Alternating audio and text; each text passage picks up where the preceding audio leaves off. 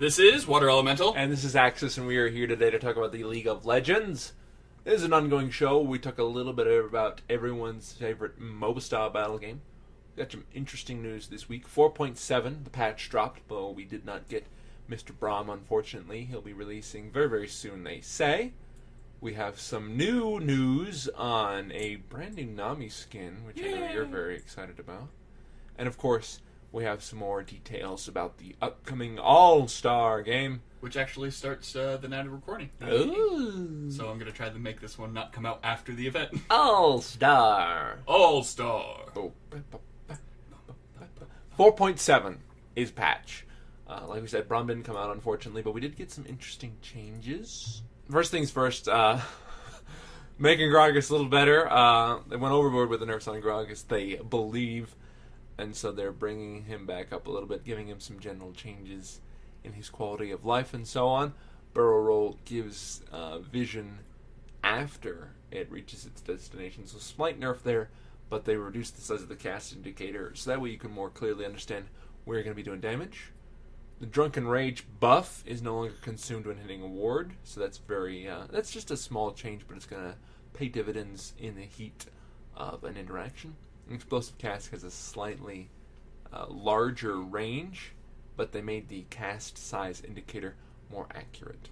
So it's quality of life stuff. It's nothing that's going to be really game-changing. There's no nerfs really here. It's just making everything a little bit better and more visually representative of what it's going to do. Yeah, because why would the indicator be larger than the actual damage given? It's just kind of... J4's Martial Cadence, his passive, does 10% damage at all levels. However, the cooldown for the same target has been changed to 10, 8, and 6 seconds at 1, 7, and 13 respectively. So it does more damage on the front end, but you'll get to what it used to be at level 13, same as always. I like this change. It makes him a little bit more powerful early game, and he is able to kind of plateau back to his normal self late game, so he has that early game power with his passive. So if you play him right and you're hitting targets the ways you should be putting out additional damage. Yeah, I mean... Honestly, his level 1 team fighting ability is going to be less, just for an extended fight, but on the top end, he's going to do a lot more. He's going to be a lot scarier. Golden Age just got its mana cost reduced, which, again, it's amazing, really good. It's going to pay off for him at almost all levels, so very good stuff. Kassadin, they re-nerfed. Screw him, right? So Null Sphere gives less of a magic shield, less base value, less ability power scaling. We're going to buff him and take it back. We're going to buff him, exactly. Take it back. Kha'Zix, just across the board nerfs. 500 units to nearest allies, the isolation radius, and turrets now count as allies when determining whether the target is isolated. Huge nerf there. Void Assault can only be cast every 2 seconds instead of 1 second. So there's more of a delay when you actually try to hunt someone down and then pop in and then pop out. So pretty much he's more limited to where he can be in doing his assaults. So beforehand you can go and actually hit him with under turrets, and that gave you kind of like an opportunity to get like first blood stuff. Now it's like, no, doesn't even count. Yeah, it's just really bad. It's really bad. Lysandra, Frozen Tomb, now acts immediately and interrupts all dashes, and they actually noted it's her birthday. She's been up for a whole year. I can't believe it. Wow, it's been a whole year since we had such enthralling world events. Maybe we should get some more. Ooh. Everything belongs to Lysandra. Braum is Lysandra. Malphite, Granite Shield has been changed so that way it activates at a much faster pace at higher levels. That's very good. And Brutal Strike's mana cost nerf. This is a very good change for Malphite. I mean, I would always... When I played Malphite a lot, Glacial Shield was my first choice because he was so mana hungry, but being able to mitigate that and making Brutal Strikes his armor and attack buff better, it's good stuff. It's very good stuff. And finally, Mage Fortune has returned. Her AP ratio has been added back to double up, and I saw on the Facebook page everybody's all celebrating, and Riot's acting like this is a brand new feature. It's like you took it away and you brought it back because players wanted versatility and having this goofy little side game. Mm-hmm. So we did great, guys. We brought it back. It's like you're the ones that took it away in the first place. Yeah, it's kind of goofy. Minor bug changes, guys. Just a bunch of characters. This is definitely stuff you want to read as far as patch notes go, it's nothing really worth talking about. They removed the Grievous Wounds Purge on heal, which I think is good. I mean, heal is so strong right now. I mean, it's way better than Barrier. It's way better than Cleanse even. So making it a little bit worse, not too big a deal. Madred's Razor, Wiggles, Lantern, and Feral Flare all got their damage to minions reduced. And they had the health scaling and transform stat bonus changed on Feral Flare. The attack damage and attack speed flat on Feral Flare have also been reduced. So straight nerfs to this item that was really cool, and they took it out because it was too cool. Unfortunate. It was too cool for school. Changes to Team Builder, and a lot of new skins coming out, as well as those wards that we've been talking about for weeks on end. So, yeah. And finally, some visual updates to the items. Cape of the Sun. Sunfire Cape got a cool new fire effect to it. Now it looks like you're wearing a fire skirt. Yeah. It's more noticeable, but it also shows kind of the area you need to stand in for actually dealing damage. Well, no, I mean, the area for the sunburn is much bigger than that, honestly. But, I don't know, you can't do Sparkly Vampire Vlad anymore. Oh, that's right. You can't be a Twilight Vampire anymore on Vlad. Praise the sun! Ah! Oh my gosh. But, The best thing ever is Surprise Party Fiddlesticks now has a hat on his sphere again. yay! I don't know why they took it off, but they felt that it... Well, it was just visually impacting the game. I don't know what a fear icon looks like. How dare it have a hat on it? I don't know what that means. There's also a All-Star 2014 Summer icon. We do not know how to unlock this yet. We have not had any information. Oh, it looks like the place from the Pokemon games. Unova? Because it's taking place in France, and the Eiffel Tower was in the Unova thing, even though I never played the game. I know what it's from. Huh? What? But yeah, guys, I definitely recommend reading the patch notes. Always available on LeagueOfLegends.com through your patcher. Very good stuff. I'm going to move on to the next item. The All-Star game is coming up Tonight, May 8th. Very cool stuff. We got the Team Fire, Team Ice set up using a bunch of pro players from across the world. And then we have some other just major teams that are also going to be playing. Just invited to show up and goof off. OMG, TPA, SKT, Cloud9. I mean, they're doing fan things. favorites. Yeah, they're doing Earth. They're doing some Hexakill. All sorts of other cool things. And then the main event's going to start on day 3. So there's going to be a lot of kind of goofy events before. I definitely want to watch the Ultra Rapid Fire game. I think that'll be really, really crazy. I wonder how they're going to do 6v6 because it's 5 per team, and then who's going to be the 6th? Well, they'll probably have Backups? yeah, benched players and so on. But yeah, I definitely want to watch Ultra Rapid Fire. I'm looking forward to that. Yeah.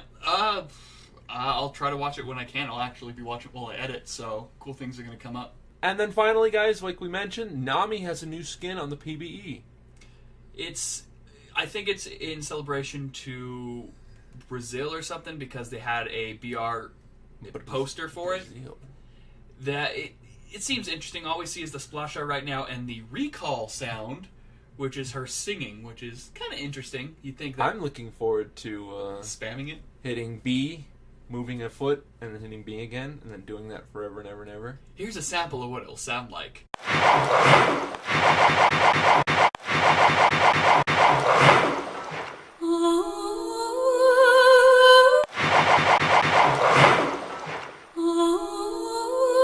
So yeah, that's not obnoxious or anything. That's great. I don't know. There are some sounds in game that you just can never get away from fully. Especially when there are birds in the Caw. air. No! Caw, No, we're caw. never doing it again. Caw. No! There's also a new unlock sound. Presumably plays when you unlock something. And some new summoner icons. So we'll have to see where those go. It's a bunch of fizz faces, like Ziggs. I think this is the first. Fizz faces, Ziggs faces. They all have the same name. I hate them. They're all yordles. They're all yordles or short people. That's racist. But, yeah, that's really it for official news this week, unfortunately. Like we said, we're waiting on Braum. We're going to check out the All-Star game. and just enjoy ourselves. So, Speaking of All-Star Game, the new SKT skins were announced on the last patch. They are now available. You can also pick up last year's skins for a limited time, so if you missed any of the Taipei Assassin skins, or you didn't start playing beforehand, they are actually available for purchase now. So if you want the Nunu, the Ezreal, any of those, pick them up. I might pick up Nunu just because I have Yeti Nunu, and it's an ugly skin. your ugly skin. Your mom's a Yeti. Moving on to our own section. First question comes from Mester12. He says, who do you guys believe will get the ultimate skin this year? The ultimate skins, of course, the ones like Pulsefire Ezreal, or Udyr, or Battlecast Chogi. The transforming, really interesting. No, Chogi was ulti. He was ulti? Okay. But, very cool stuff. And who do we think? Well, who's real popular right now? Because I know that skins are based on who is seen popular. large. Except for Cho'Gath, but I think Cho'Gath was Well, more... Udyr wasn't really that popular at the time. Yeah, but he was needing a skin since launch. I'll yield that. So, who do I think is going to get an amazing ultimate skin? I want to put my money on Zillion. Just because they were hinting at stuff with Zillion, and they might try to lead into it with something. That's a long stretch, but I'm going to go with that. Or maybe new Karthus.